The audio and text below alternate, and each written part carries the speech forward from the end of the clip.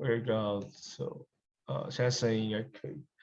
Hey, good morning, professors and teachers. I'm a fifth year resident, Stephen Wang, and today I'd like to present the terminology and psychological considerations in the, in the OGS surgery. Sorry. So first, this is for my outline. The first one I will talk about is psychological considerations of OGS, and have two divisions. Is first to discuss about the adult literatures and the adolescent literatures and experience, and the second one will be the briefing of the terminologist of OGS. So first one, for the background, there was several causes for the dental facial skeletal deformities, like congenital, developmental, and traumatic events. And all of this can cause the anatomic disproportion associated the aesthetic and functional impairment. And so the orthodontics treatment with the reconstructive surgery can restore the normal biological boundaries for the facial skeleton and also restore the function of the oral motor development and the airway, or also the speech functions. So for orthodontic treatment become more common, there was more early identified developmental dental facial disorders who have found it, and the early considered of reconstructive surgery was noted in recent years.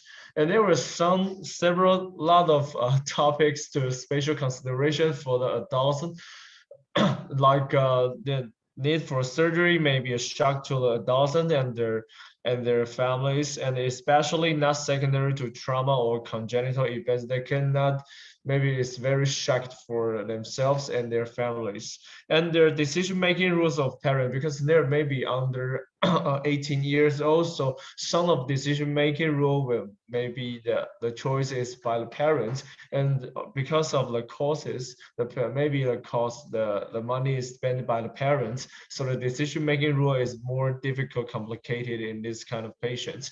And the compliance of adolescents, like seek independence, because they have some of self-experience, self-opinion about their what they want to be look like, or they want to do or do not want to perform the surgery or not. And the decision making, this is sorry, is repeated, and the social interaction with their peers, because when they perform the surgeries, maybe there was some effect, or there was some problem between the peers, and peers maybe have laughed at him because the postoperative swallowing or some kind of pain or different appearance, some kind of these problems. And the dramatic trends in the appearance is the center I previously have mentioned, and the impact of the treatment time on their education. There is why when in our department we always consider that they will come at the summer vacation and the winter vacation, because the treatment time will, the treatment course maybe for the swallowing have improved. Maybe you need 1 month to 3 months to back to the normal appearance. Then so the treatment time on their education, they come back to school, there may be a problem. And the internalization of the new self-image will also the problem. So for the literature review in the early, like the 1980s to 1990, there was a lot of study talking about the premorbid psychological adjustment and the patient perceptions for the social acceptance and social competence is very important topics. And the self-confidence concept before and after surgery can influence the post-surgery satisfaction a lot. And the neuroticism, neuroticism is it will be increase the complaints about the pain or swelling during the recovery time, and the dissatisfaction during the early months of surgery will also increase. And for the adulthood, the increase of age, there is a comparison with the increase of anxiety. And in 1992, there was Gavill and the colleagues, there was a study about the this kind of problems. There are 27 patients with a median age of 28-year-old, and there was a 63% negative influence by their facial disfigurement, and the 44 patients stated their appearance had impaired about their social relationships. So there was the appearance is have been in fact their social life or social relationship or some some interaction with the peoples a lot. And the Philippine colleague in the 1997 have shown their whom facial skeletal surgical treatment have been recommended. There was about 25% that meet the criteria of a psychiatric diagnosis. It's almost 1.5 times higher than the usual report. I'm sorry, I just put here.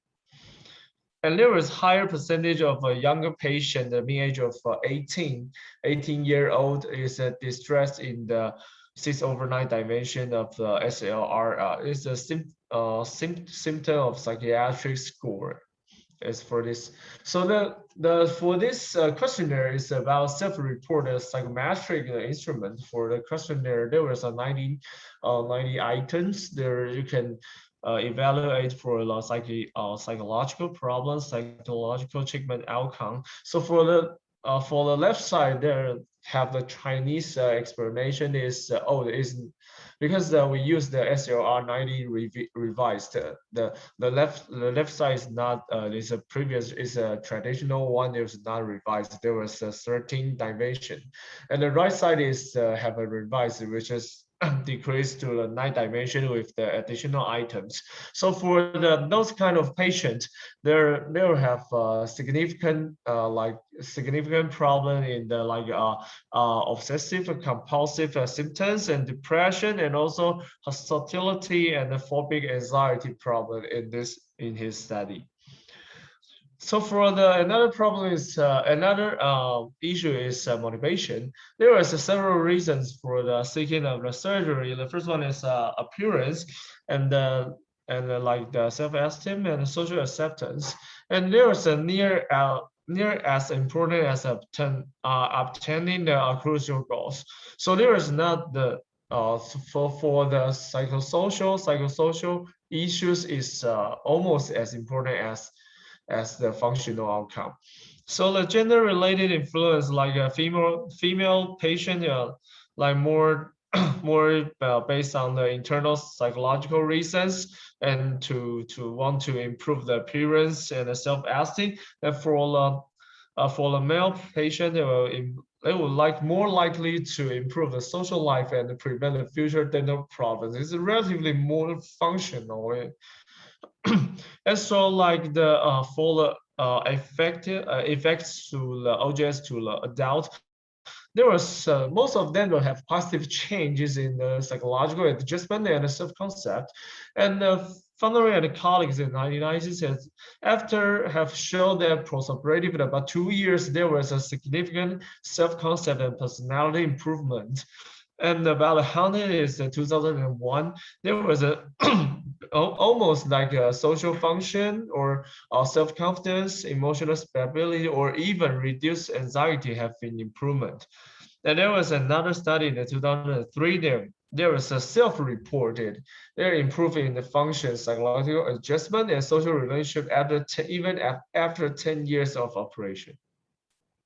So for the adult, there was a summary. So adult patient decision to undergo facial skeletal surgery is based on multiple needed, of course, the motivations and the social and psychological concerns, cultural values, and the cost of treatment, recovery time, and the perceived benefit is can be the issue and the reasons to encourage or discourage the patient to consider surgery.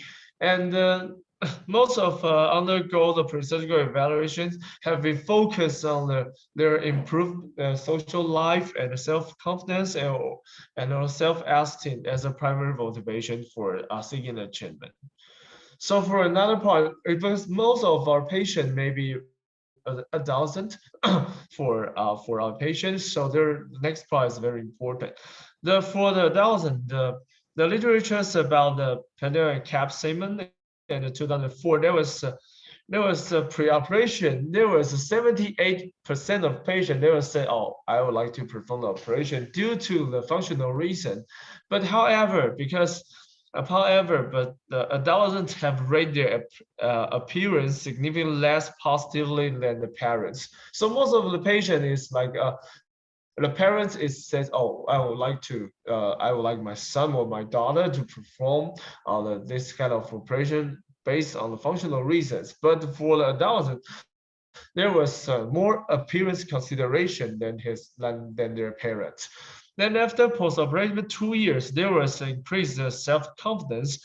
There, there are 85, there are 58% of life stay have said that the improvement in appearance will motivate them to undergo the surgery again. So they maybe can explain that there was some kind of some of the people who will perform the cosmetic surgery again and again and re, re, re even they will do for example, like the first time they do the eye, do the blepharoplasty, and then perform the nose and that and or and perform more cosmetic surgery because they will have gained some motivation from the previous improvement of appearance, more confidence.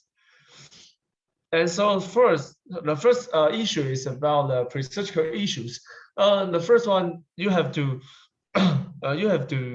know the patient about the emotional, psychological functioning, and psychological readiness for the surgery, and the mental health of screening. Like there were some major psychological problems like depression, anxiety disorders, or even drug, alcohol abuse or addiction, and the family troubles, or even school problems and social relationships. That before operation we have to know about this.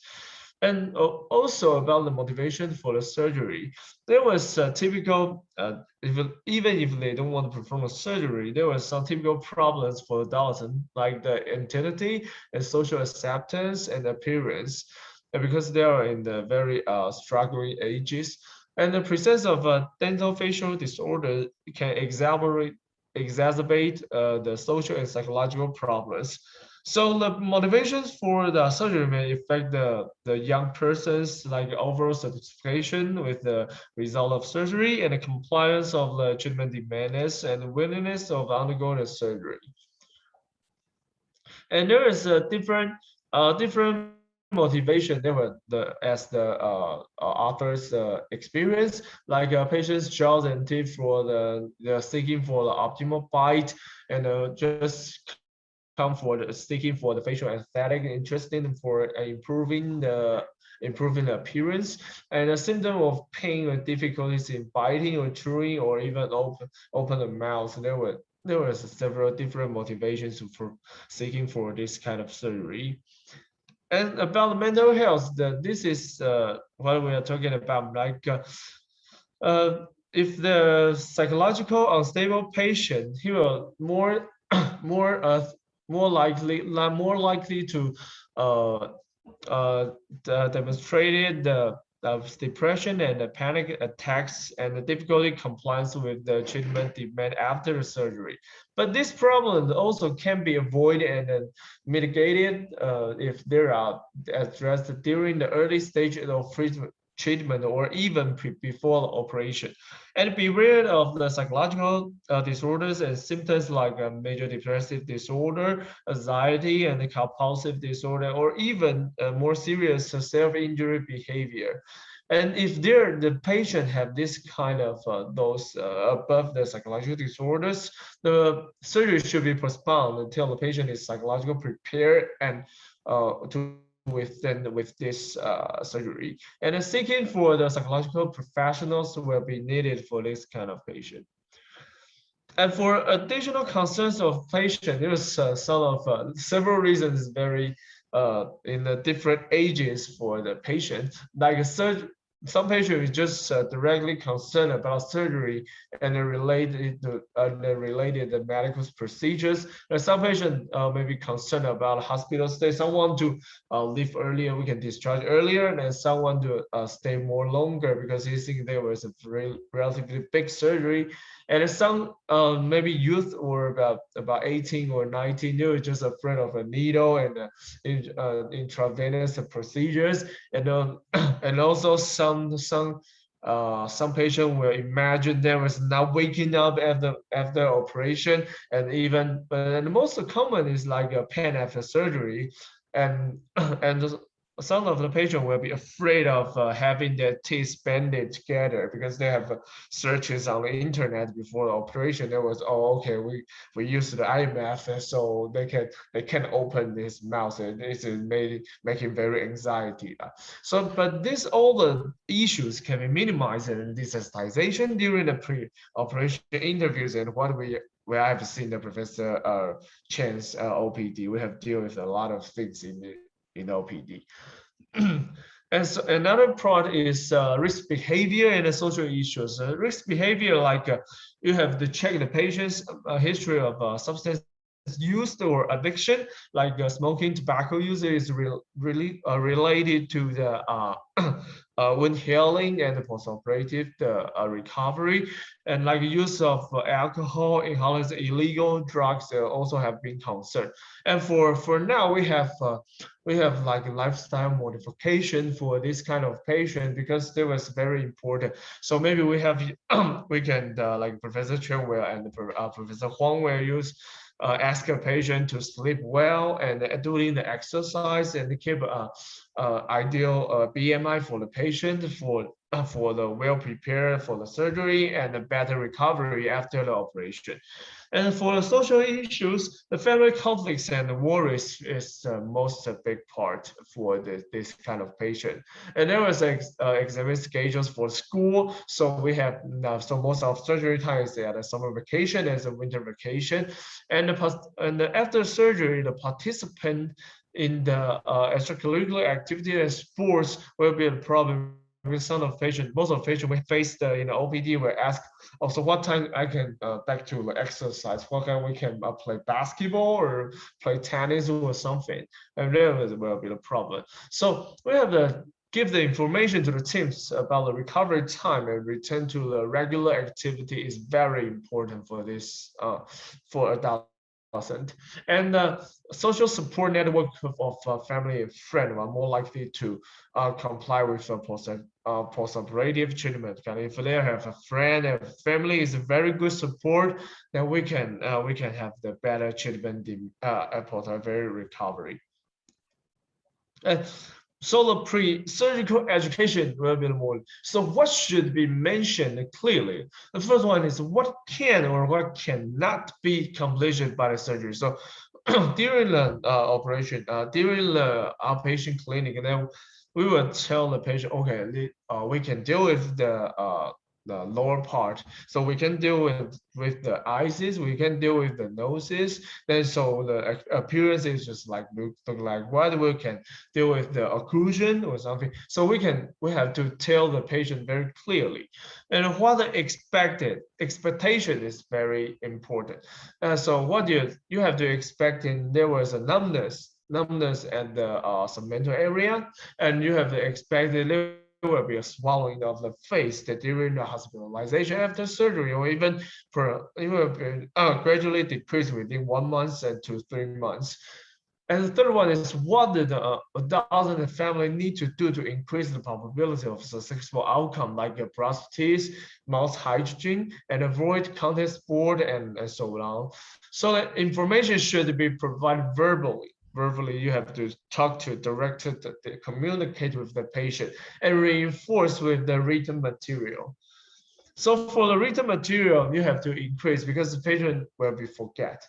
Even if you did discuss with him or her previously, they will forget and maybe react. So you have to give him the written materials, like including a general information, actual surgical procedure, length of hospital stay, diet consideration, activity restriction, and detail of the surgery like pains, rounding, facial appearance, timeline difference in recovery, and jaws, and also of course the cost of the surgery and overall cost and the treatment with the treatment period timelines with the orthodontic treatment. So the cognitive level. However, another point is the cognitive level of adults should be considered when deciding the level of information to be presented, because you're talking about the more detail of surgery. Some kind of patient may be above below the 18 years old, he didn't know what you were talking about. So you have to tell the right information as the patient could understand it. So the post surgical considerations in hospital stay, they will complain of the discomfort or even pain, and there was difficulties in breathing and eating, and there were feeling of the frustration. We have to notice, and the irritable and uncooperative behavior will be present.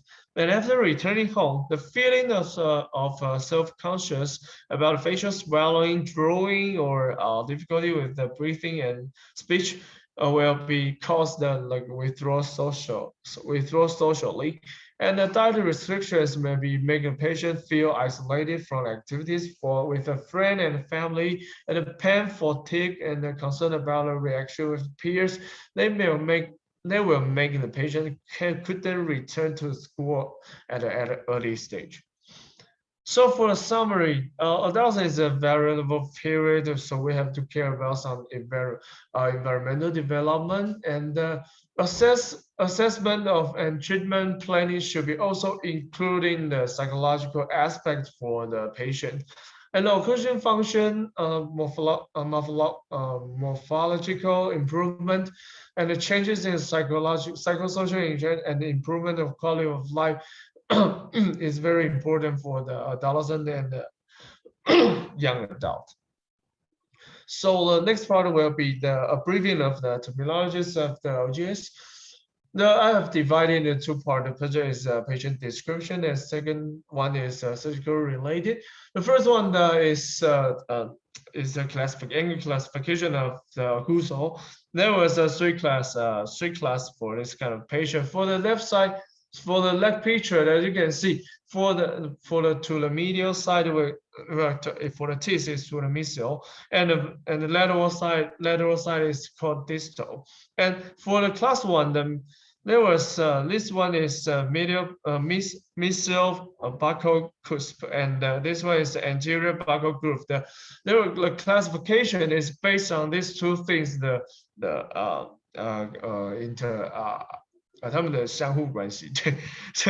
the class one is the first maxillary molar is aligned with the buccal groove. I like the picture one. The class two is the first molar is located mesial to the buccal groove, like this one. And the class three is first molar is located distal to the buccal groove. So this is a classification. It's not so some of the students or clerks maybe think there was anterior open anterior biting, then this is called class. No, we just the criteria is see the maxillary first molar is not the anterior part of the teeth. And the second one is occlusal plane. There was three things: the curve of speed and the curve of Wilson and the shift of the Manson. The curve of speed is from the incisor to the molar. Incisor of the molar to the molar teeth is in the centrical plane, like this picture, and the curve of Wilson is is a occlusal plane for the molar and premolar teeth, like a coronal plane. And the shift of Manson is these two curves to form the sphere and three-dimensional constructions. So for this is more easy to be understood.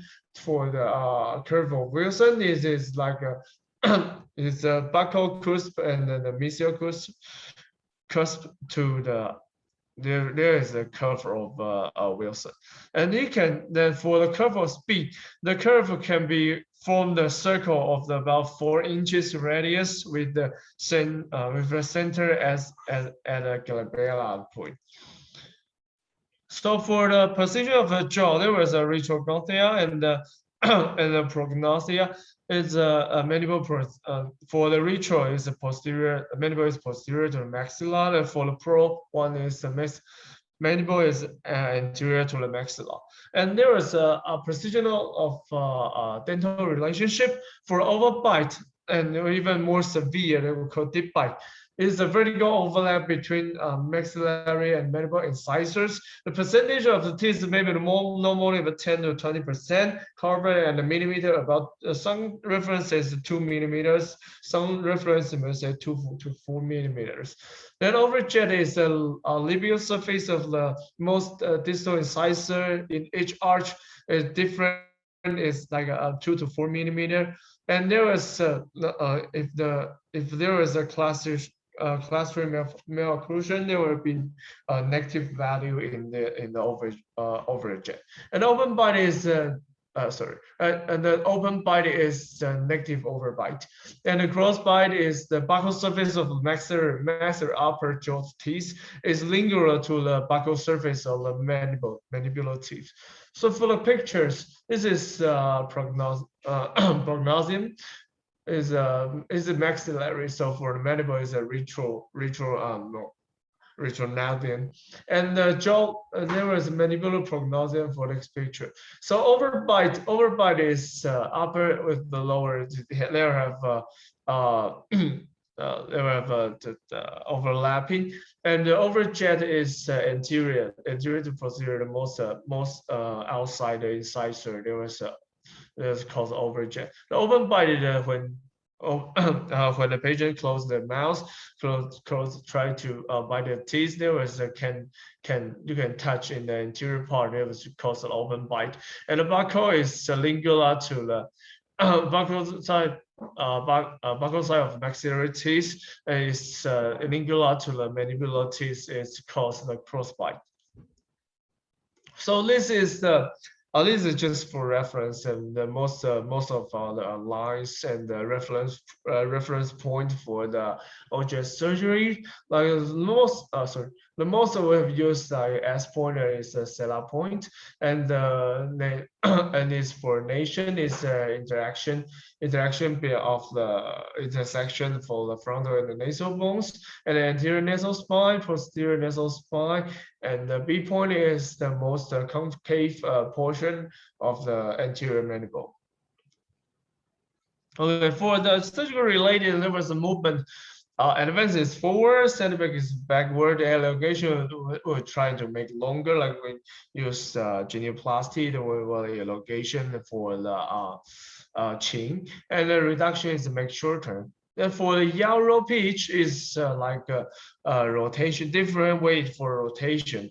The row is in the x-axis to rotation, and the pitch is for the y-axis. The yaw is for z-axis. It's based on the airplane flying flying explanation. And for the dental extraction means remove. Most of our teeth we remove like third molars at 18, 28, 38, and 48. This is for reference. Yeah. So this my presentation. Thanks for your great tourist. How do you define the adolescence? Adolescence, because for the reference, they're talking about adolescents, or even they have 40-year-old. 40-year-old. The range is from 40. Sorry, 40 is from 50 years, 15 years old to 40 years old. The reference inside it. But I think before 30. I think before 25 is logically adolescent, because I think that it depends on emotional and mental maturity, but in general, the adolescence is considered 12 to 18 years of age, and that's for legal purposes. 18 and above as an adult, so they can make independent medical decisions, and then generally we say 11 to 12 or around puberty up until adulthood would be adolescence, and then before that is prepubescent. But I think it depends on the literature. Because if you look at sort of mental development, then you could consider that you don't have full prefrontal cortical maturation until 25, 26. So Mm. I think you have to split it from a legal standpoint versus a mental maturity standpoint. Over here. I think for the age, the classification probably is around 10 or 11 years old for 18 years old. Adolescent. Yeah, on some pediatric labels. Yeah, because for the probably divide to the trial in the adolescent and then Yeah. So adolescent between the trial and the age. Well, here legally is that the patient cannot decide their OGS, or they cannot receive the ATM OGS until they are 18. This is our waiting possible. If you do that earlier than that, you have some medical reasons, and the parents should sign the consent. Right? If it is after 18, actually the parent and the leader should sign it, because considered as adult, you can decide by yourself. Okay, this is what we are proposing now. Yeah. And you're talking about this OGS. It's mostly that we perform here is after 18. But sometimes we do OGS after 15, especially female class patients, and they are so severely malfunction or some sleep problem or some other problem, then we make necessary to do that. So considering about all this OGS, rarely that we will do before 18 because the legal age is should be out of that. But if we do that, usually the parents should consider. Well, so what do you learn about this? I learned because I think Professor Chen and OPD just do exactly what they say. Because we explain anything and then we care about the school schedule and also what's the most the patient concern. We have to ask, oh, you concerned about function, you concerned about appearance, aesthetic, or others, or we have to read the patient's behavior, like some patient come in where there was some kind of a weird, maybe more anxiety or maybe neurosis or something.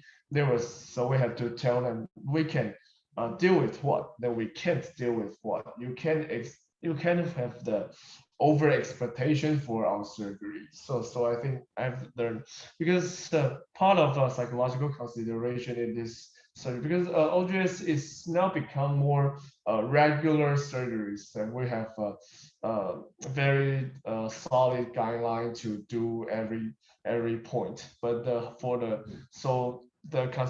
psychological consideration we have to more emphasize in before operation to make the post-operative satisfaction more and for make the patient come back to the normal life as early as possible. About the terminology, do you get what you want? Yeah, very. Thanks for Professor Chen. What is the most that we neglected about terminology? Most neglected is this part and this part, because most initially previous when I'm a third years resident with I think that it just interior incisors that make out like the mandible is more prognosis, and it means is class 3. So most of the young junior resident may think that we don't know exactly what is the reference point for those patients, and this reviewing helped me a lot for now I know why the Professor Chen used to swap to see, then define, okay, there is a class 1, there is a class 3, kind of this.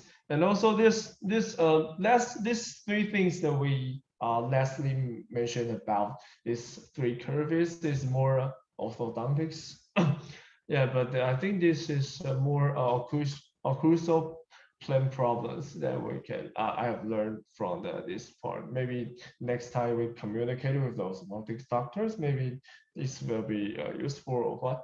And also about the teeth, because we are not dentists, so the dentist the teeth numbers, how to classification, and this is most important. I think.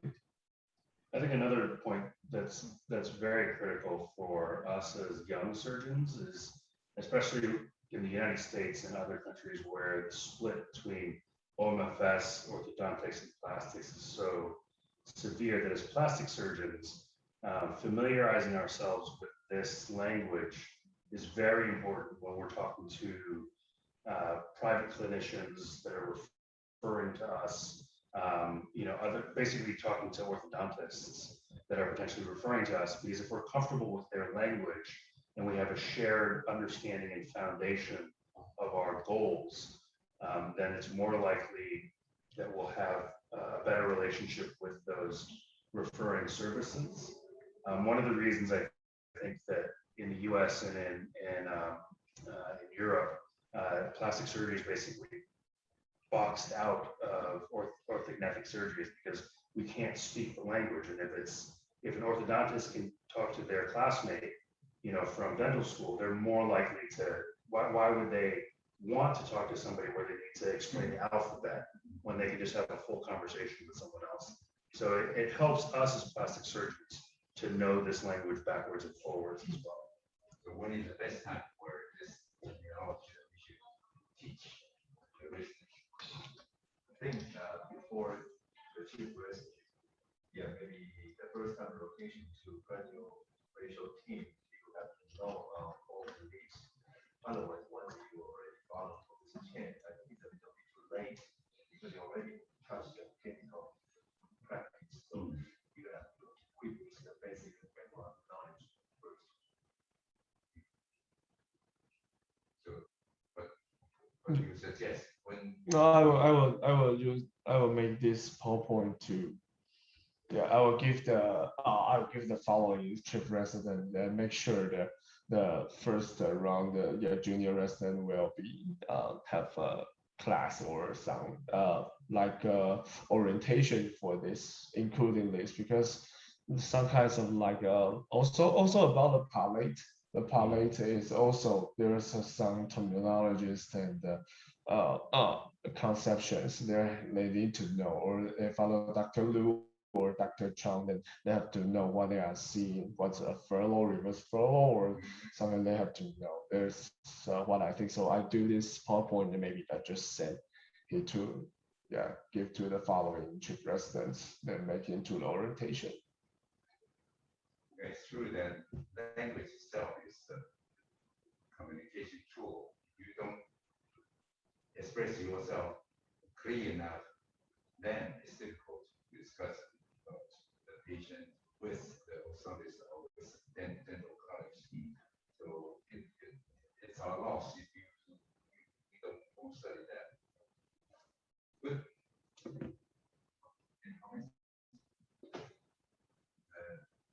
Because some junior residents always tell me about the terminology is very important because they somehow they are easy to know all the terminology about the microsurgery. However, in the craniofacial part, they are so strange. They are very have no idea about this kind of whole rotation about OGS. And